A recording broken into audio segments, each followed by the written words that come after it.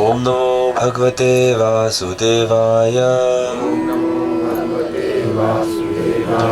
ओम नमो भगवते वासुदेवाय। नारायणं नमस्कृत्य नरं चैव नरोत्तमं देवीं सरस्वतीं व्यासं ततो जयमुदीरयेत्। नष्टप्रायेषु अभद्रेषु नित्यं भागवत सेवया भगवती उत्तम श्लोके भक्तिर्भवति नैष्ठिकी। ऋतराज श्रीमद् भागवतम की। तो स्कंद 4 अध्याय 9 प्रारंभ होता है। ध्रुव महाराज का घर लौटना। मैत्रेय उवाच। श्री मैत्रेय मुनि ने कहा, ते देवतागण एवं इस प्रकार उत्सन्न भयाः समस्त प्रकार के डर से रहित उरुक्रमे श्री भगवान को जिनके कार्य अलौकिक हैं कृत अवनामः उन्होंने नमस्कार किए। प्रययुः वे लौट गए। त्रिविष्टपम अपने अपने दैव लोकों को। सहस्र शीर्षापि सहस्र शीर्ष कहलाने वाले श्री भगवान भी। सहस्त्र शीर्ष कहलाने वाले श्री भगवान भी। ततः वहाँ से गरुत्मता गरुड़ पर आरूढ़ होकर मधुवनम मधुवन भृत्य दास दिदृक्षया देखने की इच्छा से गतः गए।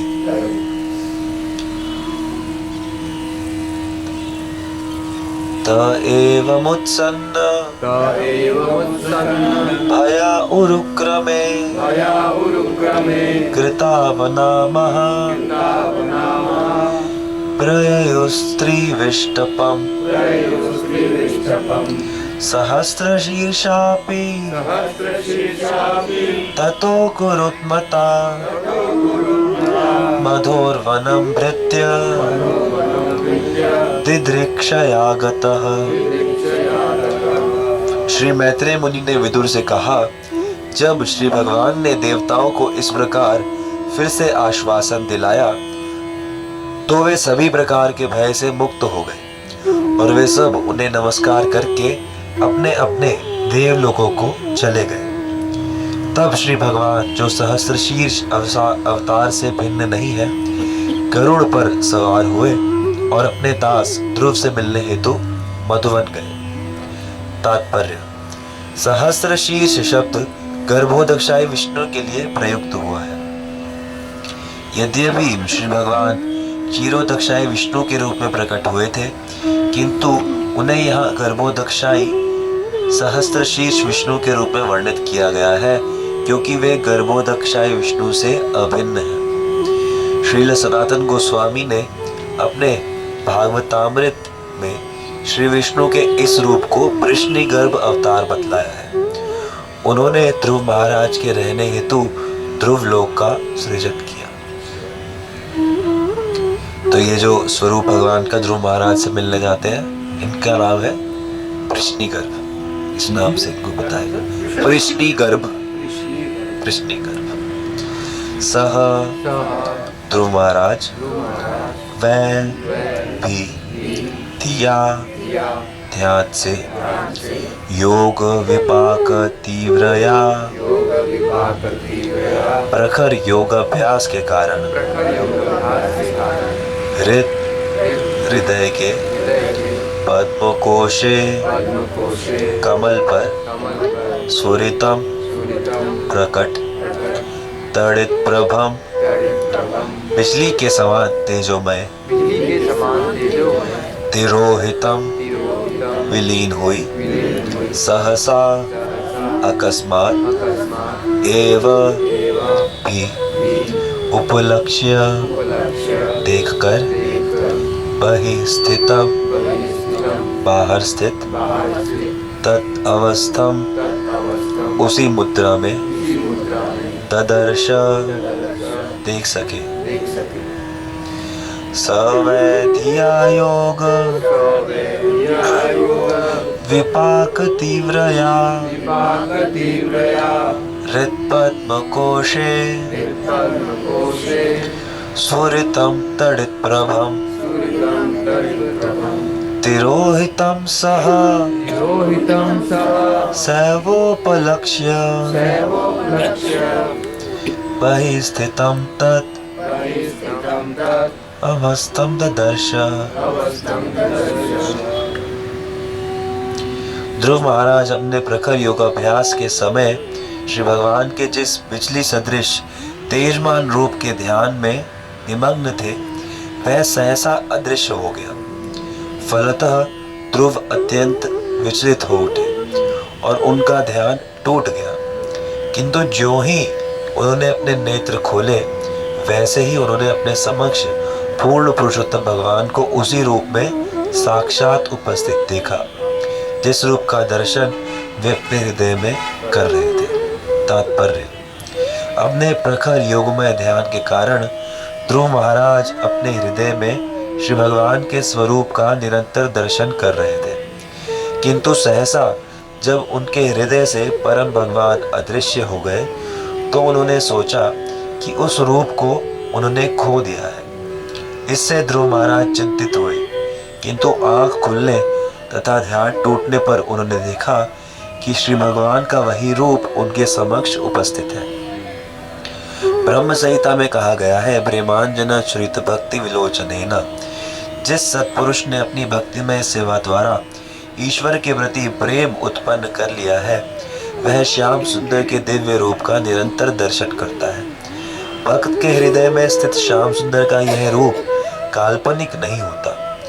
जब भक्त की भक्ति प्रौढ़ हो जाती है तो वह अपनी भक्ति की अवधि में जिस रूप का चिंतन करता रहता है वही श्याम सुंदर सामने दिखते हैं। चूंकि परमेश्वर परम पूर्ण है, अतः चाहे भक्त के हृदय का रूप हो या मंदिर में स्थित रूप हो अथवा वैकुंठ धाम वृंदावन में स्थित आदि रूप हो, ये सभी एक होते हैं, वे एक दूसरे से अभिन्न होते हैं। तो भगवान ने देवताओं को आश्वासन दिया और उसके बाद वे ध्रुव महाराज से मिलने आए और ध्रुव महाराज हृदय में भगवान का ध्यान कर रहे थे और वो ध्यान एकदम से गायब हो गया। तो विहल हो गए कि बहुत अच्छी चीज़ किसी के पास हो और वो एकदम से खो जाए तो व्यक्ति बड़ा चिंतित हो जाता है, परेशान हो जाता है। तो ध्रुव महाराज भी ऐसे ही परेशान हो गए कि अरे अभी तो बस यही मुझे दिख रहे थे, कहाँ गए। और जैसे फिर उन्होंने ढूंढने के लिए आंखें खोली, ध्यान टूटा तो भगवान साक्षात सामने खड़े थे और उनको देखकर उनकी जो स्थिति थी वो बिल्कुल स्तब्ध हो गए। तो प्रभुपाद जी ही बता रहे हैं कि हमें अपने हृदय में भगवान के लिए प्रेम उत्पन्न करना है। जब हृदय में प्रेम उत्पन्न हो जाएगा या जैसे जैसे जितना जितना होता रहेगा उतना ही हम भगवान को अपने हृदय में, अपने ध्यान में उनके दर्शन कर सकेंगे। और विशेष बात क्या है कि जैसे राधा श्याम सुंदर है या जो भी विग्रह है तो उनको जब हम देखते हैं तो वो और हमारे मन में जो जिनका हम दर्शन करें या साक्षात भगवान, ये है एक ही, लेकिन हमारी बद्ध अवस्था के कारण हमें ये अलग अलग प्रतीत होते हैं। इसी को आचार्यगण बताते हैं कि जो भगवान के होते हैं दो प्रकार के रूप होते हैं, एक होता है भक्त हितकारी रूप और एक होता है सर्व हितकारी रूप। जैसे भगवान मंदिर में विग्रह में खड़े रहते हैं तो ये सर्व हितकारी रूप है, यानी कि ये सबको दर्शन देकर उनका कल्याण कर रहे हैं, लेकिन ये सबको जड़ रूप में दिखते हैं। ऐसा लगता है कि ये केवल मूर्ति है देखने वाले को, लेकिन जो भक्त है वो इन्हीं को देखते हुए अनुभव कर पाता है कि नहीं, ये साक्षात भगवान है। और उसे कहते हैं भक्त हितकारी रूप, यानी कि वो भक्त के हृदय में जो प्रेम है उसका बिल्कुल रिस्पॉन्ड कर रहे हैं। जैसा भक्त प्रेम कर रहा है वैसा उसको प्रेम वापस कर रहे हैं। जितने आचार्यों को सप्रिय मिले, जैसे रूप गोस्वामी को गोविंद देव मिले या गोपीनाथ मिले मधु पंडित को, तो वो हमें विग्रह दिखते हैं, लेकिन वो उन आचार्य के लिए वो साक्षात प्रकट भगवान है। वो उनके साथ वैसी ही लीलाएं करते हैं। मदन मोहन सनातन गोस्वामी के साथ साक्षात लीला करते हैं कि भाई मुझे कम से कम ये बाटी में नमक तो डाल दो, ये सूखी बाटी। तो वो साधु है तो क्या करते थे, वो भिक्षा मांग के लाते थे। जो आटा जितना मिला सब मिला जुला के गोल पेड़ा बनाया, उसको आग की भट्टी में थोड़ा सा सेका, वो बन गई, वही भगवान को भोग लगाया, वही खा लिया। तो मदन मोहन जी ने कहा कि अरे प्रभु क्या कर रहे हो, आप तो साधु हो, मुझे तो कुछ खिलाओ, कुछ नमक वगैरह तो डाल दो कम से कम। तो सनातन गोस्वामी ने कहा, क्या कहा, अरे अच्छा आज नमक मांग रहे हो, कल सब्जी मांगोगे, फिर खीर मांगोगे, तो मैं कब तक क्या सा लाऊंगा, मैं तो साधु हूँ। मैं भिक्षा मांगने जाऊँ, मैं बोलूँ कि भाई नहीं मुझे नमक दे दो, ऐसा कोई शोभा देता है? मैं बोलूँ मुझे खीर दे दो, ऐसा थोड़ी शोभा देता है। भिक्षा मांगने का मतलब क्या है, जो देने वाले ने दे दिया वो स्वीकार करना है। कहते फिर क्या करूँ मैं, अपनी व्यवस्था। तो कहते हैं आप तो भगवान हो, कर लो कुछ। तो कहते हैं कर लो अपनी व्यवस्था, कर लो। तो उन्होंने बच्चे के रूप में खेलते खेलते वो एक व्यापारी को दिख गए जिसकी नाव जमुना जी में फंसी हुई थी। तो व्यापारी ने बोला है मैं कैसे निकालूं, कोई है मदद करने के लिए? तो बोले ऊपर टीले के ऊपर बाबा रहते हैं। तो ऊपर गए तो कहा कि बाबा ऐसे कि नाव मेरी फंस गई है, कुछ सहायता करिए। तो तुम्हें मेरा पता किसने बताया? तो वो एक बच्चा खेल रहा था, वो बच्चा ही है सारा, ये सामने बैठा है वो बच्चा, और इसको जो चाहिए सब चाहिए, मुझे तो कुछ नहीं चाहिए, तुम इसकी सेवा का प्रबंध करो। तो संकल्प जैसे ही करते हैं रामदास कपूर, तो उनकी नाव निकल जाती है जमुना जी से, और फिर वो आके मदन मोहन जी का मंदिर बनवाते हैं। तो भगवान वही है, लेकिन हमारे देखने की जो नज़र है उसमें प्रेम नहीं है अभी। तो प्रेम ना होने के कारण हम भगवान को अनुभव नहीं कर पाते। इसीलिए बार बार आचार्यगण बताते हैं कि हमें कृष्ण प्रेम प्राप्त करना है। कृष्ण तो है सामने, वृंदावन जाते हैं, राधा श्याम सुंदर सामने है, लेकिन हमारे हृदय में उनके प्रति प्रेम नहीं है। प्रेम कैसे जागृत होगा? तो प्रेम, जो प्रेम को ढकने वाली सारी चीजें हैं ना, उनको हटा देने पर प्रेम अपने आप अंदर से प्रकट हो जाएगा। जैसे एक कमरे में रोशनी जल रही है, लेकिन आपने कमरे को हर जगह से ढका हुआ है, तो रोशनी बाहर जाएगी नहीं। या दूसरा उदाहरण, अब धूप खिली हुई है लेकिन आपने कमरा पूरा बंद किया हुआ है, तो आएगी नहीं। तो हमारे प्रेम के ऊपर बहुत सारी परतें चढ़ी हुई हैं। जैसे हमारा प्रेम जो है वो उन परतों के कारण जहाँ जहाँ भटका हुआ है, उससे हम समझ सकते हैं क्या क्या परतें चढ़ी हुई हैं। हमारा प्रेम भटका हुआ है संसार की तरफ। संसार में धन चाहिए, शरीर का सुख चाहिए, परिवार चाहिए, और अपना एक नाम मान सम्मान चाहिए। तो ये सब जो चाहिए, इसके कारण से हमारा प्रेम जो है वो चुप जाता है और भगवान की तरफ वो बढ़ नहीं पाता। तो इसीलिए वो परतें हटानी है। और वो परतें कैसे हटेंगी? वो मुख्यतः भगवान नाम से ही हटेंगी। इसीलिए जब भी हम भगवान नाम जप करते हैं तो हमें बार बार इस चीज़ पर मनन करना चाहिए कि हाँ, मेरा मन भगवान आप शुद्ध कर दीजिए, या मैं अपना मन शुद्ध करना चाहता हूँ, इसीलिए मैं भगवत ध्यान कर रहा हूँ, इसलिए मैं साधन कर रहा हूँ, इसलिए सुबह उठ के मंगला आरती कर रहा हूँ, या इसलिए सुबह कीर्तन में आ रहा हूँ। क्यों? क्योंकि इससे मेरे मन के ऊपर जो दूसरी परतें हैं, जिससे कि मेरा प्रेम आपकी तरफ नहीं आ पा रहा, वो हट जाएगी। तो प्रेम, नित्य सिद्ध कृष्ण प्रेम क्या है? किसको याद है प्यार? बहुत सुंदर प्यार है, सबको याद होनी चाहिए। सही बोलिए, नित्य सिद्ध कृष्ण प्रेम साब्य कबू नाय, श्रवण आदि शुद्ध चित्ते करी लय उदय। बहुत सुंदर प्यार है। आपको नहीं आती चैनल? आपने उसमें सुनी नहीं भक्ति शास्त्र? बोलिए, नित्य सिद्ध कृष्ण प्रेम, नित्य सिद्ध कृष्ण प्रेम। अर्थ समझ के कि कृष्ण प्रेम जो है नित्य सिद्ध है, आप सबके हृदय में है। साव्य कबू नए, कहीं बाहर से नहीं लेके आना, कभी ये खत्म नहीं होता। श्रवण आदि शुद्ध चित्ते,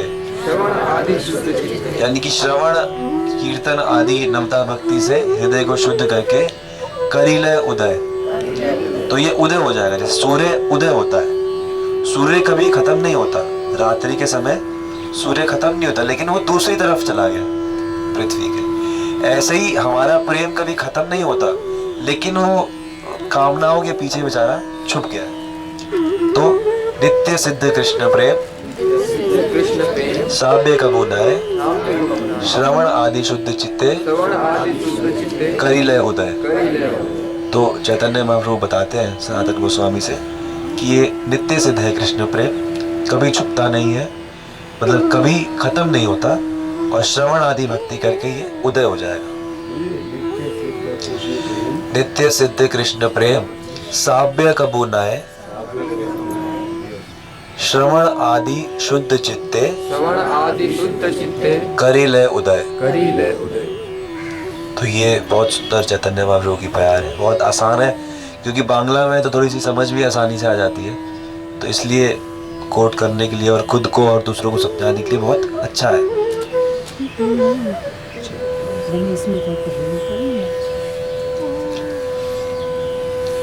याद कर लीजिए ना, नित्य सिद्ध कृष्ण प्रेम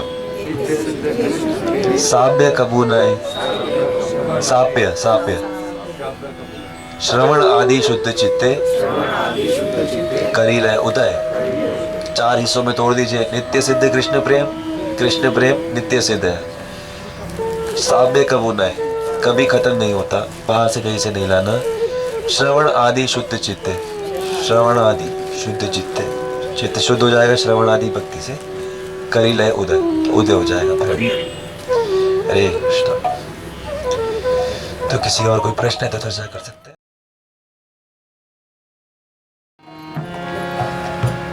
कृष्ण प्रेममयी राधा,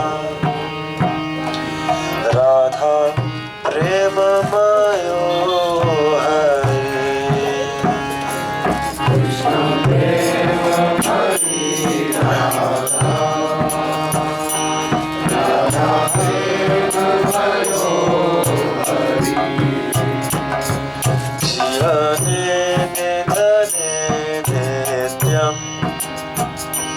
राधा कृष्णौ गतिर्मम,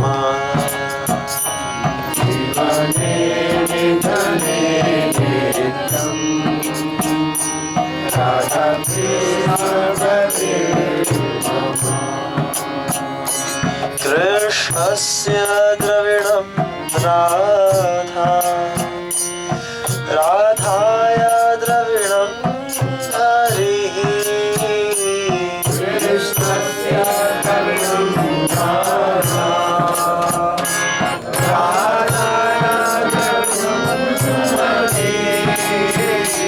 कृष्ण प्राणमयी राधा, राधा प्राणमयो हरि। कृष्ण प्राणमयी राधा, राधा प्राणमयो हरि। जीवने निधने नित्यम्, राधा कृष्णौ गतिर्मम।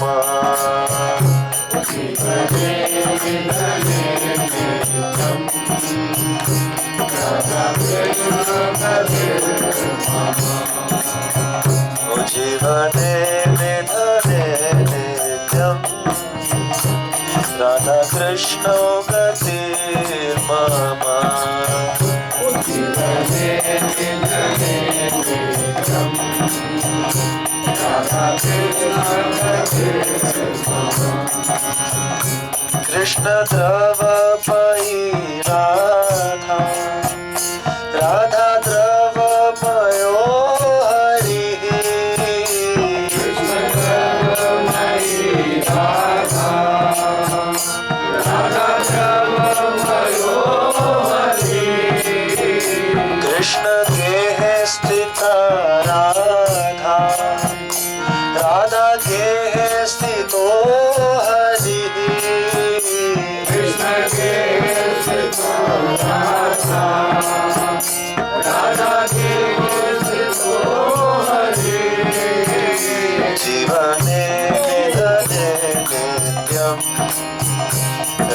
कृष्णो गतिर्मम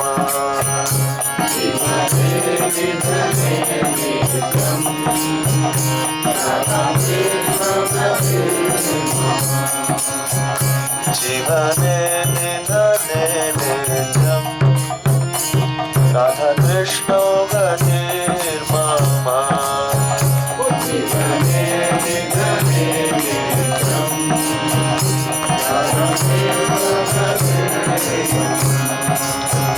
कृष्ण चित्त स्थिता राधा राधा चित्त स्थितो हरि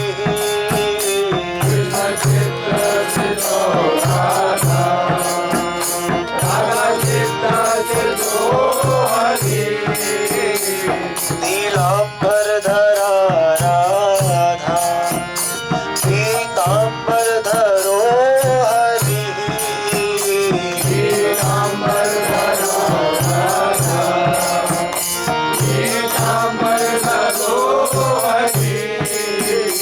जीवने निधने नित्यम् राधा कृष्ण गतिर्मम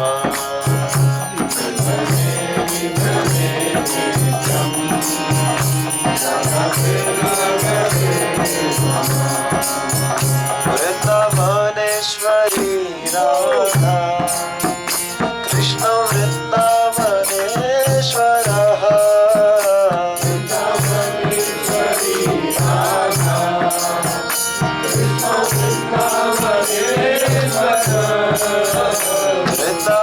वृंदावनेश्वरी राधा कृष्ण वृंदावनेश्वरः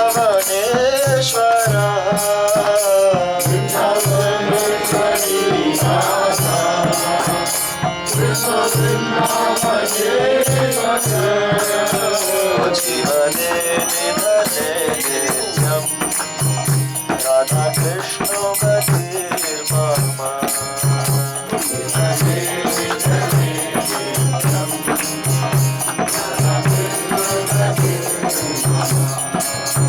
कृष्ण प्रेममयी राधा